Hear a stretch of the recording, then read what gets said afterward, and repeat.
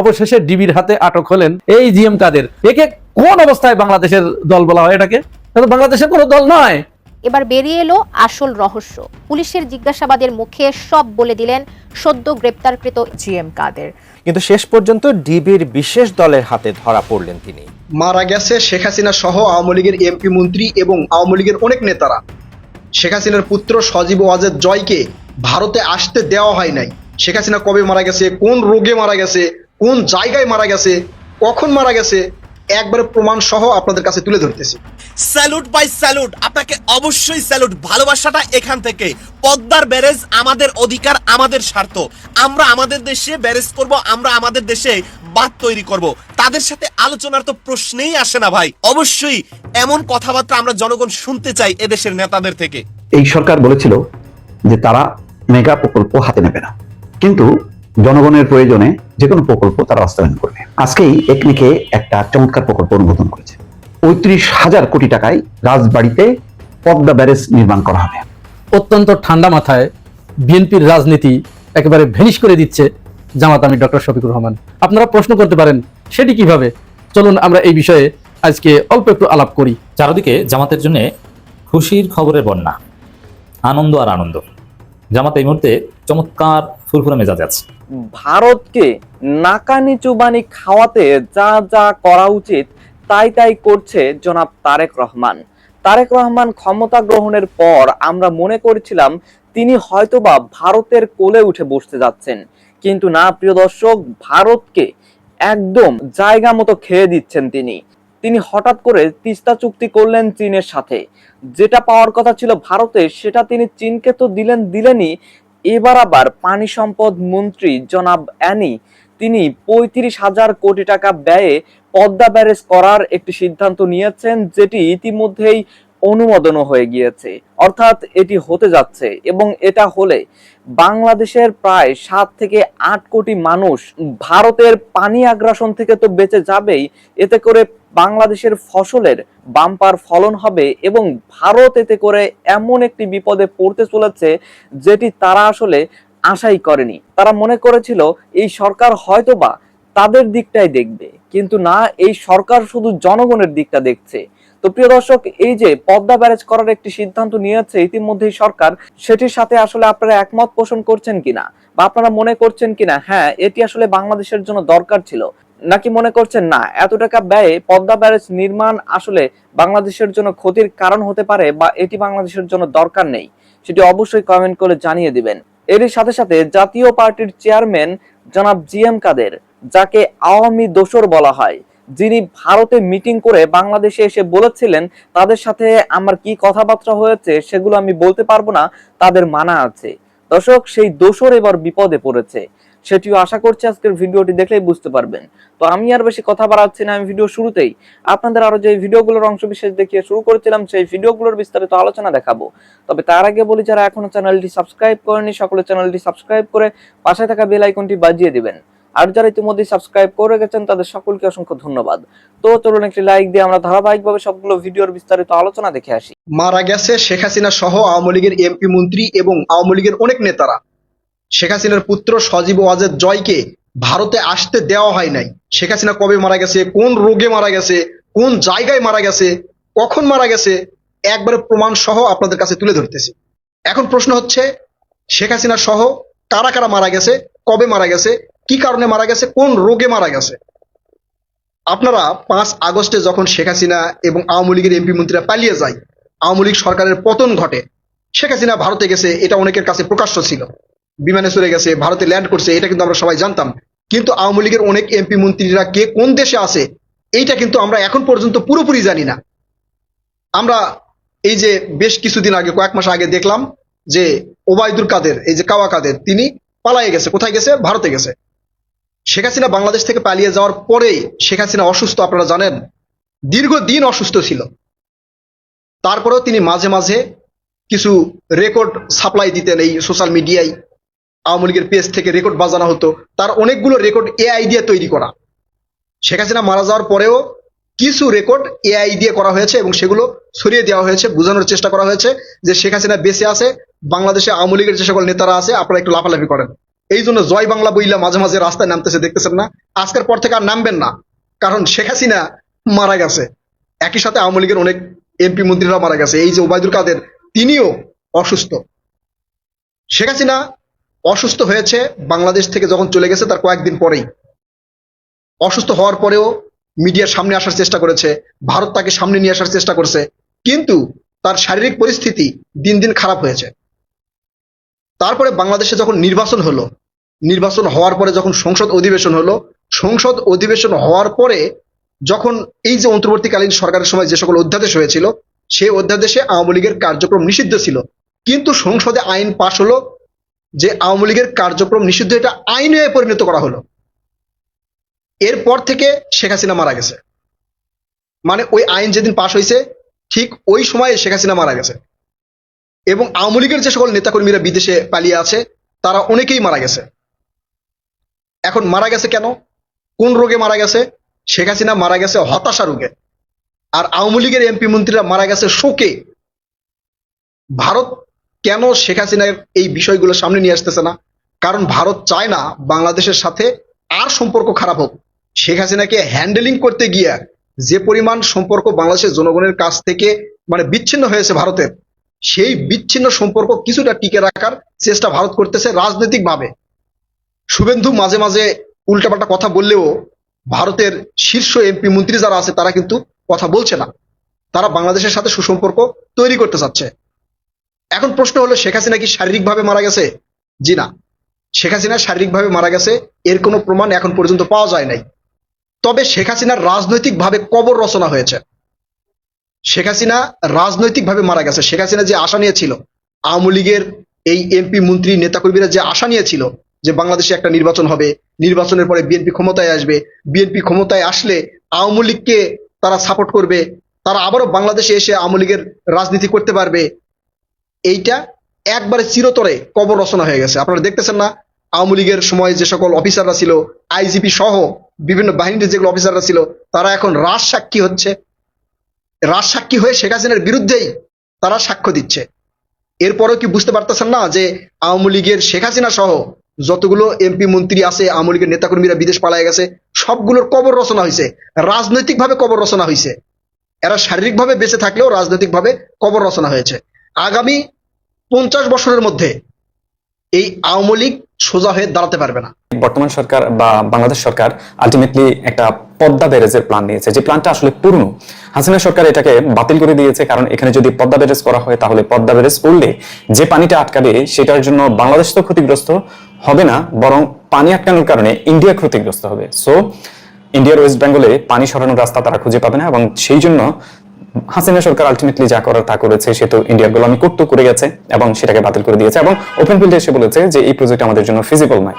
অথচ এই প্রজেক্ট যদি আমরা মানে ডেভেলপ করি, এই প্রজেক্টের কারণে আমাদের 1.9 মিলিয়ন হেক্টর জমি পুনরায় চাষাবাদ উপযোগ্য হবে, এবং যেখানে সারা বছর ধরে বিভিন্ন ধরনের ফসল আমরা তুলে আনতে পারবো।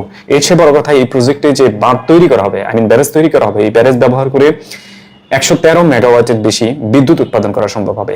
তৃতীয়ত, এই প্রজেক্টের কারণে যে নদীগুলো আমরা এতদিন কোনোভাবে ব্যবহার করতে পারতাম না, যে নদী দিয়ে পানির কোনো প্রবাহ থাকতো না, সেই পানির প্রবাহ সৃষ্টি হবে, এবং যে নদীগুলো অলরেডি মরে যাওয়ার পথে গিয়েছে সেগুলোকে পুনরুদ্ধার করার রাস্তা তৈরি হবে। এবং পদ্মা ব্যারেজ করতে গিয়ে যে এন্টায়ার প্রকল্প রয়েছে, সেই প্রকল্প করার কারণে পাশাপাশি এরিয়াগুলোতে পদ্মার পাড়ের দুপাশে বিভিন্ন ধরনের মানে কৃষি বেসড অনেকগুলো প্রজেক্ট তৈরি করার সম্ভাবনা তৈরি হবে, যাতে করে অন্তত 19টা জেলার মানুষের বড় ধরনের অর্থনৈতিক মুক্তি হওয়ার সম্ভাবনা রয়েছে। সো এটা আমাদের ইকোনমির জন্য ফিজিবল এবং গুড একটা প্রজেক্ট, যেটাকে জোর করে এতদিন আটকে রাখা হয়েছে এবং এখন এটাকে একদিকে পাঠানো হয়েছে। আমি আশা করব এই প্রজেক্টটা হবে।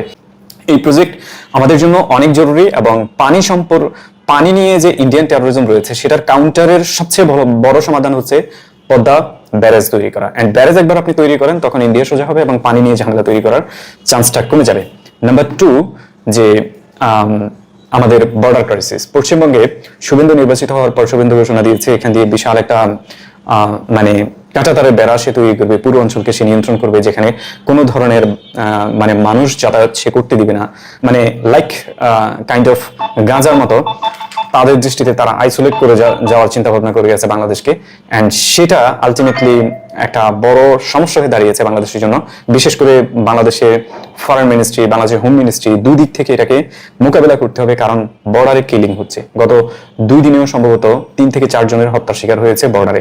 সো বর্ডারে মিক্স রিজন রয়েছে বর্ডার কিলিং এর, কিন্তু যে কাঁটাতারের বেড়াকে কেন্দ্র করে তারা মনে করে যাচ্ছে বাংলাদেশকে বিপদে ফেলবে, বাংলাদেশকে আইসোলেটেড করে ফেলবে, সেটা আসলে কোনোভাবে এখানে সম্ভব হবে না। রিজন হচ্ছে বাংলাদেশ কাঁটাতারের বেড়া দেখ আর যত কিছুই দেখ, সেটা তাদের টেরিটরিতে দিলে আমাদের কোনো সমস্যা নেই। এবং আমাদের প্রধানমন্ত্রীর পররাষ্ট্র উপদেষ্টা হুমায়ুন কবির গতকালকে খুব ক্লিয়ারলি বলেছেন যে বর্ডারে যে কোনো ধরনের ক্রাইসিস বা কাঁটাতারের বেড়া এগুলোকে নিয়ে ভয় পেয়ে আমরা টিকে থাকবো না, বরং আমরা আমাদের মতো চলবো। সো আমরা যে কোনো ধরনের বাংলাদেশ যে কোনো ধরনের নেগেটিভ ইস্যুকে স্ট্রংলি প্রোটেস্ট করবে এবং সেটাকে মোকাবিলা করবে, এই ধরনের কথা তিনি বলেছেন। কতটা সত্য পারে কতটা সত্য না পারে সেটা সময় বলে দিবে, এবং সেটার জন্য যদি না পারে বা সেটা নিয়ে যদি দ্বিচারিতা দেখি, তাহলে সবার আগে এটা নিয়ে ক্রিটিক্স হিসেবে বড় ধরনের জবাব দেওয়া হবে, বাট এটা নিয়ে কথা বলা হবে। জিএম কাদের ও জাতীয় পার্টির বিরুদ্ধে এখনই ব্যবস্থা নেওয়ার সময় এসেছে। এমনকি জামাত বিএনপিকে এখনই ঐক্যবদ্ধ হয়ে জিএম কাদের জাতীয় পার্টির বিরুদ্ধে ব্যবস্থা নিতে হবে। জিএম কাদের জাতীয় পার্টি বাংলাদেশের স্বাধীনতা সার্বভৌমত্বের বিরুদ্ধে ষড়যন্ত্র করছেন, এটা দিবালোকে না, স্পষ্ট আমি হাতে কলমে দেখিয়ে দিব। দর্শক, বাংলাদেশের সার্বভৌমত্বের বিরুদ্ধে যারা হুমকি, আইন অনুযায়ী তাদেরকে নিষিদ্ধ করতে হয়, তাদেরকে জেলে ভরতে হয়। আওয়ামী লীগ নিষিদ্ধ, আওয়ামী লীগের লোকজন এর জন্য প্রকাশ্য কোনো কার্যক্রম চালাতে পারে না। আওয়ামী লীগ যা করত সেই কাজটা এখন জাতীয় পার্টি করছে। এই কারণে যেহেতু ইটস ভেরি ডেঞ্জারাস, জাতীয় পার্টিকে নিষিদ্ধ করে জিএম কাদেরকে গ্রেপ্তার করা সময়ের দাবি। এটা যদি বিএনপি সরকার করতে না পারে, বিএনপি যেমন মিলেমিশে যদি এটা করতে না পারে, তাহলে বিএনপি সরকারের কপালে বিপদ আছে। দর্শক, এই আলোচনা কেন করছি? খবর, শুভেন্দুকে জিএম কাদেরের অভিনন্দন, 2 বাংলা সহযোগিতার নতুন দিগন্তের প্রত্যাশা। এবং এই শুভেন্দুকে প্রশংসা করে ভাসিয়ে দিচ্ছেন জিএম কাদের। পালাতক আওয়ামী লীগ কি করে ওটা তো বিবেচ্য বিষয় না, এটা পালাতক। কিন্তু প্রকাশ্যে থেকে বাংলাদেশে একটা বৈধ রাজনৈতিক দলের প্রধান তিনি যখন শুভেন্দুকে অভিনন্দন তো জানান এবং এমনভাবে শুভেন্দুর প্রশংসা করেন এবং এমনভাবে কথাবার্তা বলেন যেটা বর্তমান সরকার বিরোধী দল সবার স্প্রিট পরিপন্থী, অতএব তার বিরুদ্ধে ব্যবস্থা নেওয়ার সময়ের দাবি। আমি বলি, দেখেন বিষয়টা কি, এত সিরিয়াস কেন? এই শুভেন্দুকে নিয়ে দেশ বিরোধী শক্তি পতিত স্বৈরাচার আওয়ামী লীগ একটা মহা ষড়যন্ত্র করছে এবং এই ষড়যন্ত্র দৃশ্যমান হচ্ছে এবং ষড়যন্ত্রের প্রভাব বাংলাদেশের সার্বভৌমত্বের উপর পড়ছে। এমনকি শুভেন্দু ক্ষমতায় আসায় নরেন্দ্র মোদীর সাথে তারেক রহমান বা বিএনপির যে সম্পর্ক, এই সম্পর্ক ওলট পালট হয়ে গেছে। মানে এটা কতটা ডেঞ্জারাস বুঝতে পারছেন? ফরেন পলিসি হয় কেন্দ্রীয় সরকারের সাথে, নট আঞ্চলিক সরকারের সাথে, কিন্তু আঞ্চলিক সরকার পরিবর্তন হয়েছে, মোদীর সাথে তারেক রহমানের সম্পর্কের ধরন একদম পুরোপুরি পাল্টে গেছে। It's very dangerous.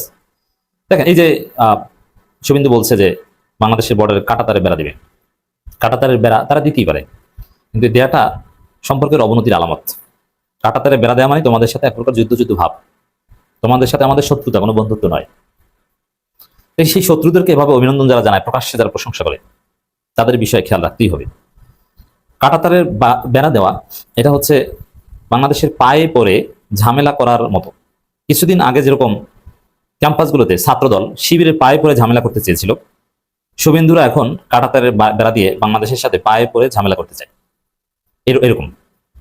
এরকম কাঁটাতারের বেড়া দিয়ে কখনো বন্ধুত্ব হয় না, কখনো একটা সুন্দর দ্বিপাক্ষিক সম্পর্ক স্বাভাবিক হতে পারে না। মানে ভারতের সাথে বাংলাদেশের কোনো স্বাভাবিক সম্পর্ক নেই, সম্পর্ক অস্বাভাবিক হয়ে গেছে। এমনকি ইউনূসের আমলের চাইতেও ভারতের সাথে এখন তারেক রহমান সরকারের সাথে খারাপ সম্পর্ক, ইউনূসের আমলের চাইতেও খারাপ সম্পর্ক। ইউনূসের আমলে কিছু ইলিশ টিলিশ দেওয়া নেওয়া হতো, তার চাইতেও খারাপ অবস্থা চলে গেছে।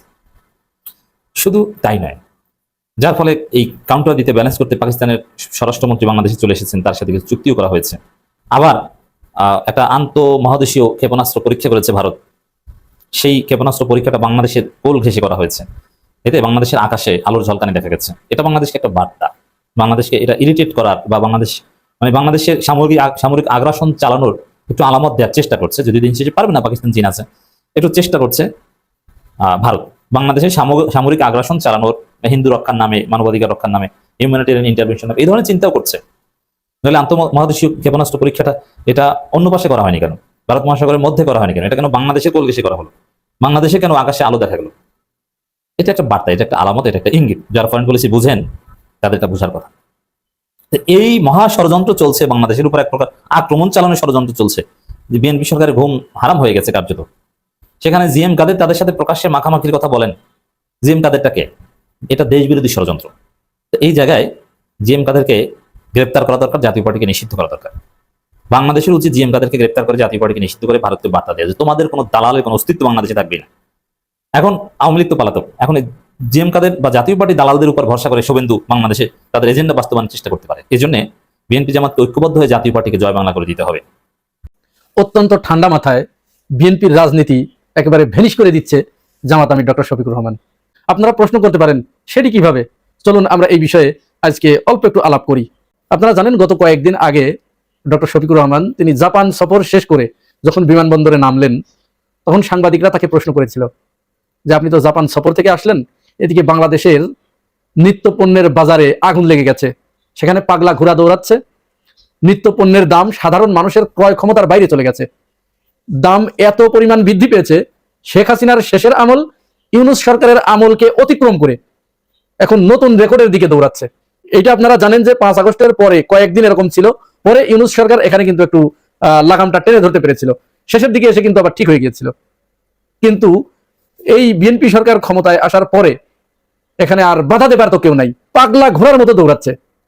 তো এই প্রশ্ন যখন জামাত আমিরকে করা হলো যে আপনি কি বলবেন এতে, জনগণের তো নাভিশ্বাস উঠে গেছে, জনগণ তার পারছে না। গ্যাসের দাম বৃদ্ধি করা হয়েছে, বিদ্যুতের দাম বাড়ানোর জন্য পায়তারা চলছে, জ্বালানি তেলের দাম বৃদ্ধি করা হয়েছে। এমত অবস্থায় আপনার কোনো বক্তব্য আছে কিনা? জামাত আমির সেখানে একটা বক্তব্য দিয়েছিলেন যে আমি বাজারে নিজে চোখে না দেখে আপনাদেরকে কিছুই বলতে পারছি না, আমি আগে বাজারে যাব, আমি ভোক্তাদের সাথে কথা বলবো, আমি পাইকারদের সাথে কথা বলবো, আমি আড়তদারদের সাথে কথা বলবো, আমি খুচরা বিক্রেতাদের সাথে কথা বলবো। তারই পরিপ্রেক্ষিতে জামাত আমির গত 2 দিন আগে এই মিরপুর শাহ আলী মার্কেটে, সেখানে অনেক বড় একটা কাঁচা বাজার আপনারা জানেন, পাশেই বড় আড়ত পাইকারি বাজার, ওখান থেকে কিনে এনেই শাহ আলী মার্কেটের ভিতরে অনেক বড় একটা বাজার আছে, সেখানে খুচরাও বিক্রি হয়, আবার কিছু কিছু পাইকারিও বিক্রি হয়। এই বাজার তিনি পরিদর্শন করলেন, তিনি সরেজমিনে দেখলেন। দেখার পরে স্থানীয় যে ব্যবসায়ীরা আছে ওই মার্কেটে যারা ব্যবসা করে তারা কি কি ধরনের সমস্যার সম্মুখীন হচ্ছে এই ব্যবসা করতে গিয়ে, তাদের সাক্ষাৎকার নিলেন এবং তাদেরকে দিয়ে তিনি বলালেন। আগে ওই ভিডিওটা অল্প একটু আমরা দেখে আসি, তারপরে কিভাবে জামাত আমির বিএনপির রাজনীতি নাই করে দিচ্ছে সেই বিষয়ে আলোচনা করব। আমরা আজকে মহড়া দিতে আসি, অ্যাকচুয়ালি বাজারটাকে বুঝতে এসে, দেশের মালিকের জনগণ আর দেশ হচ্ছে জনগণের জন্য। এই জন্য জনগণের জন্য আমাদের লড়াই সংগ্রাম ইনশাআল্লাহ অব্যাহত থাকবে। এখানে কি কোনো ব্যবসায়ী আছেন নাকি আপনাদের দুঃখ কষ্টের কথা বলতে চান? আপনি বলবেন, আসেন সামনে আসেন, বলেন আমরা শুনছি। আমাদের এখানে সমস্যা, যেমন এই ঘরগুলো সরকারি ভাবে দেওয়া হয়েছে, সরকারের ভাড়া হলো 5,000 টাকা, ওই ঘরগুলো যারা পাইছে মালিক তারা ভাড়া নেয় 1 লাখ থেকে 1.5 লাখ টাকা, 1 লাখ টাকা ভাড়া আছে, 90,000 টাকা ভাড়া আছে, 60,000 টাকা ভাড়া আছে ঘর বুঝে। এই ব্যবসা সরকার নেই 5,000, জি 13 টাকা স্কয়ার ফিট, এসব সরকার আর কি ভাড়া নেয় 13 টাকা স্কয়ার ফিট, জি ওই হিসাবে 400 স্কয়ার ফিট ঘর আছে, ভাড়া যা আসে, কিন্তু মালিকরা ভাড়া নিচ্ছে 1 লাখ, কেউ কোনো ঘর প্রতি 1.5 লাখ। এই মালিক কারা? মালিক ওই যে বিগত সরকার আমলে পাইছে সরকার, তাইলে আবার মালিক কারা? মাস না, এই ঘরগুলো বরাদ্দ হয়েছে বিভিন্ন জনের নামে, বিভিন্ন জনের নামে। বিগত সরকার আমলে যারা ব্যবসা করে তারা ঘর পায় না, বিভিন্ন রাজনীতির নেতারা পাইছে ঘর, কিন্তু আমাদের সাধারণ এখানে ব্যবসা করে না করে না, করে আমরা সাধারণ মানুষ। এখন তো ওই সরকার নাই, তাইলে এখন তো আর সরে যাওয়ার ওইটাই বলা আছে। এই যে ভিডিওটা আপনারা দেখলেন, এখানে কিন্তু সাধারণ ব্যবসায়ী যারা, তাদের কথা তো নিজের মুখে তারা বললো, আপনারা শুনলেন। অর্থাৎ ওটা সরকারি বাজার, সরকার থেকে ওখানে ঘর করে দেওয়া হয়েছে।